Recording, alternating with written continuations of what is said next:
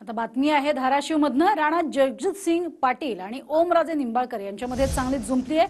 माझं तोंड उघडल्यास तुम्हाला तोंड दाखवायला जागा राहणार नाही, ओमराजे निंबाळकरांचा रणजित सिंग पाटलांवरती हा इशारा पाहायला मिळतोय। तर तेरणा ट्रस्टच्या मेडिकल कॉलेजवरनं दोघांमध्ये वाद सुरू झाले।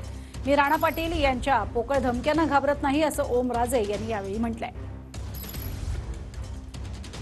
विरोधक जे आहेत त्याचं राजकारण करतायत, हे अतिशय हीन दर्जाचं राजकारण आहे। खोटी माहिती, अर्धवट माहिती द्यायची, दिशाभूल करायची आणि या बाबतीमध्ये जी काही कायदेशीर कारवाई करणं गरजेचं आहे, फौजदारी कारवाई करणं गरजेचं आहे। ती कारवाई जी आहे ती इंडिपेंडेंटली स्वतंत्ररित्या केली जाईल। परंतु हे खोटं बोलण्याचा जो प्रकार आहे तो आता महायुती काही ऐकून घेणार नाही। खोटं बोलणं, नाटकी बोलणं, बोलबच्चनगिरी ही जी आहे ती आता चालवून घेतली जाणार नाही।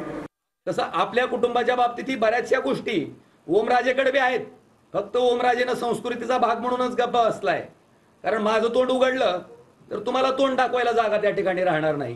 त्याच्यामुळे असल्या पोकळ धमक्याला घाबरणारा ओमराजे अजिबात नाहीये। तेरणा पब्लिक चॅरिटेबल ट्रस्ट असेल तर आचारसंहितेमध्ये 5511 नंबरची गाडी जी की ट्रस्टच्या नावानं असेल, मला वाटते पहिल्यांदा खुलासा करावा। माझ्याकडे दावा आहे 30 ते 35 5511 नंबरच्या गाड्या आहेत। मग ह्या नेमक्या कुणाच्या मालकीच्या आहेत? त्यांचा पहिला भांडाफोड झालाय की त्यांनी मोफत उपचार रुग्णावर केलेले नाहीत। निवडणूक आयोगाला 4 ओळीचं पत्र दिलंय की संबंधित माहिती ही मी माहितीच्या अधिकारात प्राप्त केलेली आहे आणि त्या अधिकाराच्या आधारेच मी त्या ठिकाणी उत्तर दिलेलं आहे।